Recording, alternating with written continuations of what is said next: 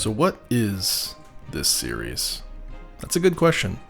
I think on a surface level, I'm not even necessarily sure myself.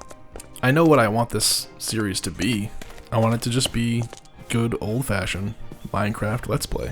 I want to make cool builds. I want to put story behind them. And I want to take you guys along for the ride. I've always wanted to make a Minecraft Let's Play. I mean, who hasn't at one point or another? And if I'm being honest, I have tried before, but I don't think my head was in the right place. To reflect back on the early days of my experience with Minecraft, we have to go back to the early days of Yogscast. I played Minecraft in its early days, but I just never really got that into it. You know, I would play it, I would build a cool castle or something, and I would stop playing it. There was a moment, at least for me, when I got really into the Yogscast heavily modded Let's Play. I can't remember the mod pack they were using at the time. It's not the series where they're using like the Yogscast mod pack, but it's the early days of Yogscast when they were playing heavily modded Minecraft.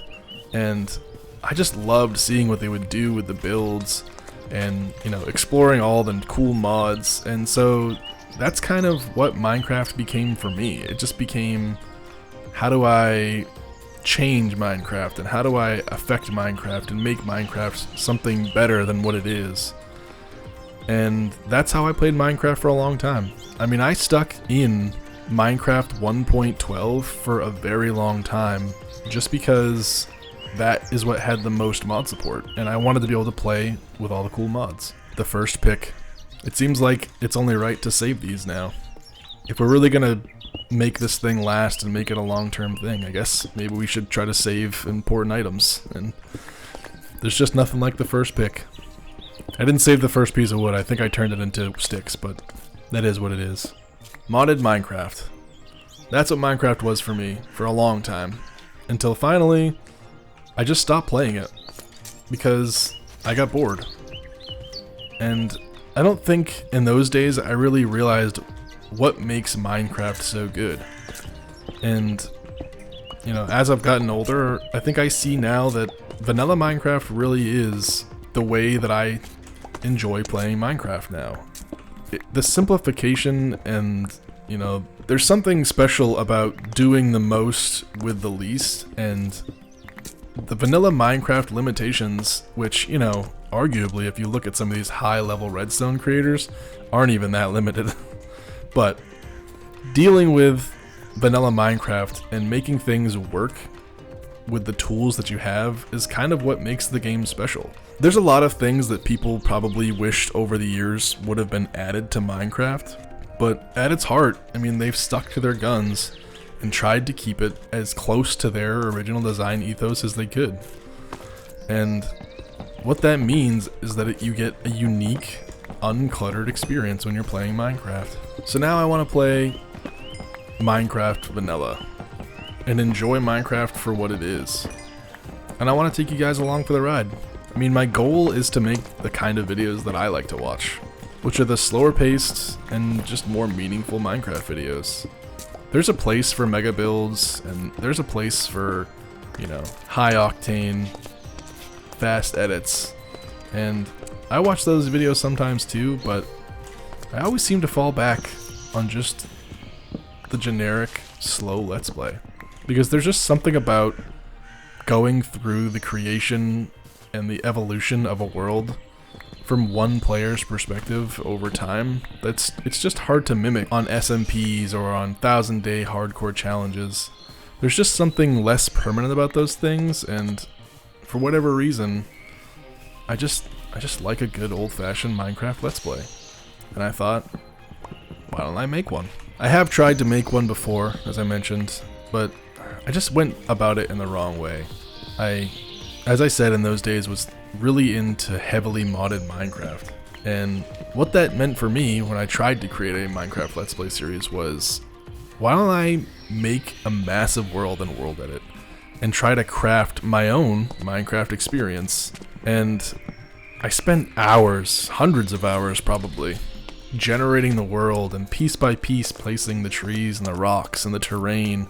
And this was before the Caves and Cliffs update, so I really wanted, you know, high amplitude mountains and things like that that just didn't exist in Minecraft at the time.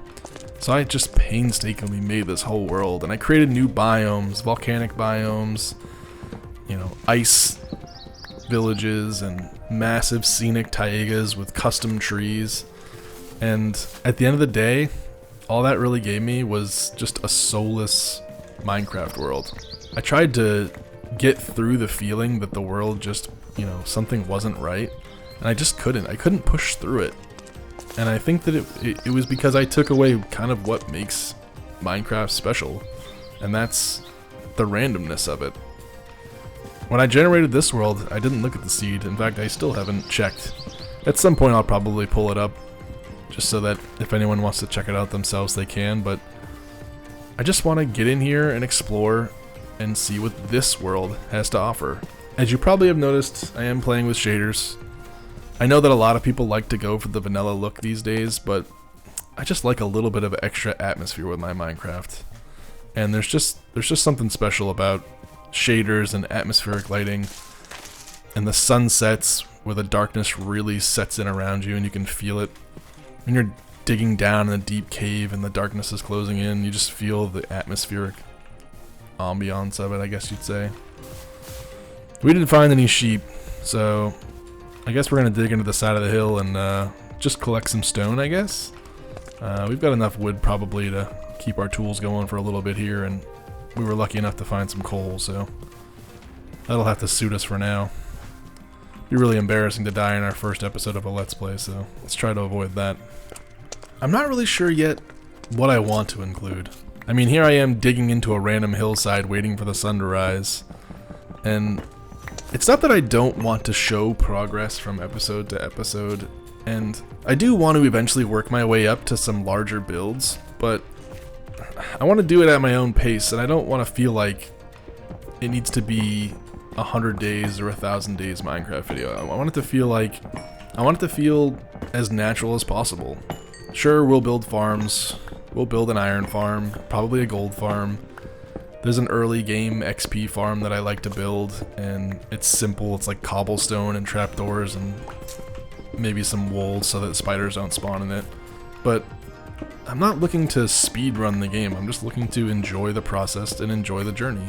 The first things first, I'm going to dig a little bit of stone, get myself a little stockpile while I wait for the sun to rise, and then we'll continue our exploration.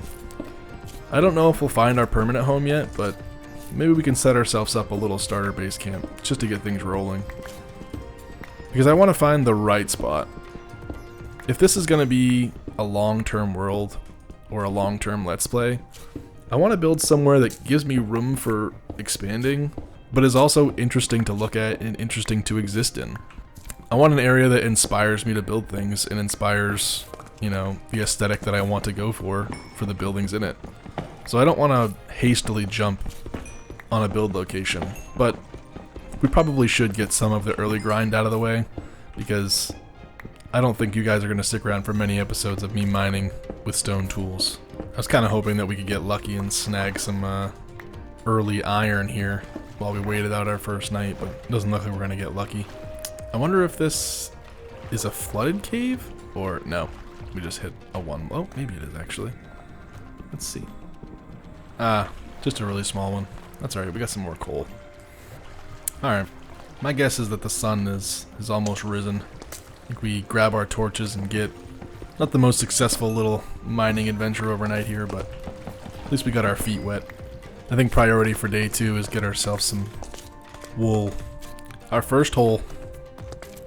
Here, if you ever want to find it someday. Alright, which direction do we want to go? Oh, we got a ruined portal over there. I'm not sure there's much useful for us there, though. Some interesting beach builds? I don't think so. I've always been intrigued by the island-style building and the limitation of the area. It's not really something I think that I could thrive in, but I can see the appeal of the, not necessarily sky block, but limited space. It just really forces you to work with what you've got and the spacing that you have. And there's lots of clever things you can do, obviously, to bring animals and sheeps and different woods to your island now. There's ways to move villagers and nether portals. But I don't think we necessarily need to find ourselves a mountain, but I'd like to at least find some more aggressive terrain.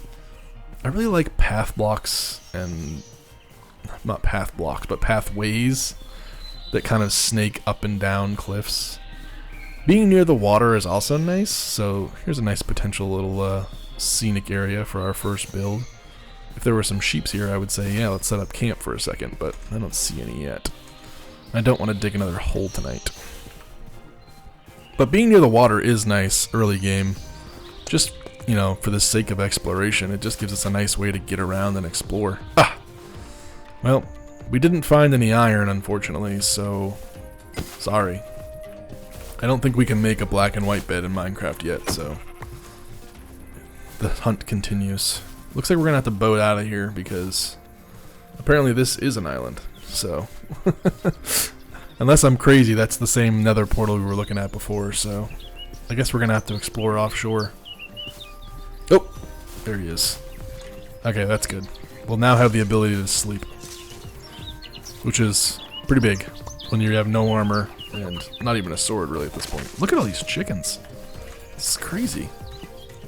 I probably honestly should be axing those things.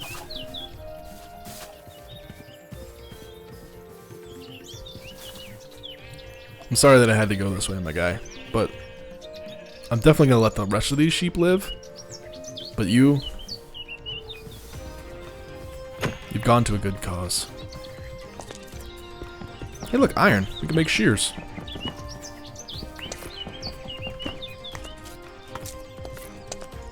I actually found recently that fish are a pretty solid early game food source now, where you can just kind of swim in the water and smack them. I mean, I don't know if they give as much hunger as like a chicken, but as readily available as coal is on the surface in some of these shores and stuff now, you just axe a few fish and you've got a pretty decent food source to start. I used to always go bread early game, but you know, waiting for those first few crops to grow so that you can double them and spread your fields, it's a bit of a hassle. So just swim into some little ponds here, beat up some fish, and it's a good start. I hope these aren't endangered, but based on the density in this area, I'd say we're probably fine. Oops. I'll be honest, I didn't put a lot of planning into the start of this, which is probably not what you want to hear as a viewer of a new series on a newer YouTube channel, but I keep planning in circles and circles, and I just never pull the trigger. So I don't really know, you know, episode length, what I'm shooting for, editing style. I mean, as I record this, I don't even know how I'm going to edit it. I want to keep it calmer. I want to keep a lot of the footage in the game, but I also, you know, I don't want to bore everyone with an hour-long episode of me finding a spot to build my first house, so we'll probably try to keep them to 30 minutes or under. Probably under for the most part, but we'll see. If a lot exciting happens or if we're doing some major milestone build, then we'll keep more footage in, but hopefully people like the shaders. I know it's kind of a hot button topic for some people, and I totally get it. If your computer can't run them, it kind of sucks to watch someone else play it and then you can't take advantage of it. And there's also a lot of arguments to be made about, you know, shaders carrying people's builds. And I'm an example of that, because I can build and I try to be creative, but I'm no B-dubs. But hopefully through this series, you can kind of watch me get better at it. And that's my goal, to build intentionally and to try and improve with each build. And we can always iterate. And in reality, that's kind of the best way to learn or improve at anything, is just iterate. Do it, and do it each time with purpose, and try to make the next one better. And if you can, go back and improve ones you've made before, because that's the best way to learn, and that's the best way to get real progress. I think we can cross this before the night falls. I'm using a mod that shows your character's third-person model in first person. It's a little bit odd at first when you can see your body and your arms, but you get used to it. I'm also using a mod that allows me to zoom my third-person camera out more, because I just think it looks more interesting when you're seeing yourself from further out. And when you're on hilltops and stuff, it's just a cooler camera angle. One of these buttons zooms in on my face, but honestly I can't even remember. There it is. What's up?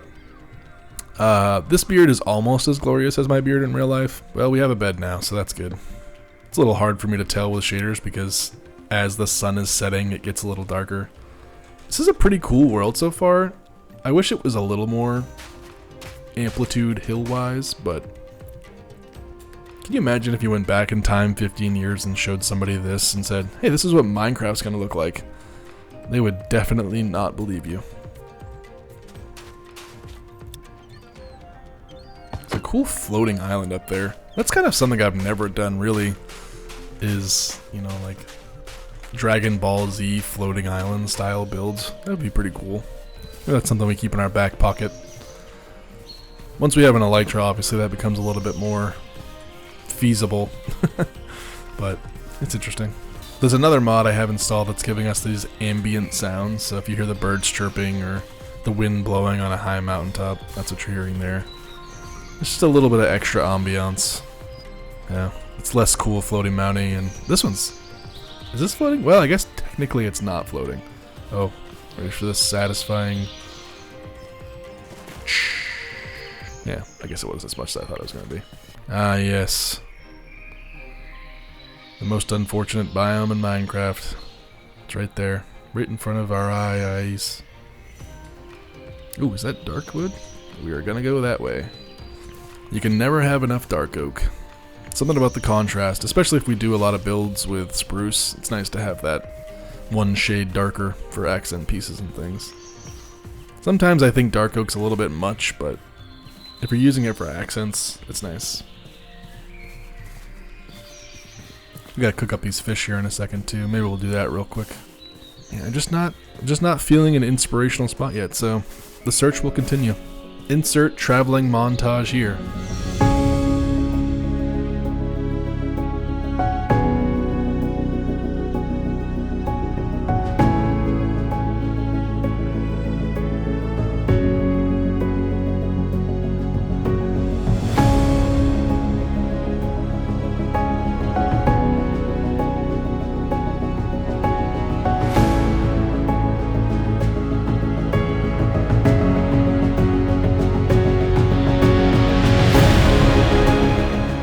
Well, as an ode to a different time, and a different world, and a Let's Play that didn't survive, I think our initial base will be a cave on the shores of a rocky shore. This one, however, I didn't generate in World Painter. It's good old-fashioned Minecraft generation. It's not the most beautiful home I've ever created, but we need somewhere to sleep between episodes, so it's gonna have to do. We'll dig ourselves a nice little cave hole, cook us up some fish, rest for the evening, and continue in the next episode. If you want to see that episode, why don't you subscribe? It's just an idea. Maybe it'll pop up again on your homepage, but maybe it won't. Maybe you'll never know what happened to Cobb's Let's Play. Did his New Beginnings last? Did he stick it through and release more than 2 episodes? The only way you can really know is if you ring the notification bell and like the episode. Thanks for sticking around. Have a good one.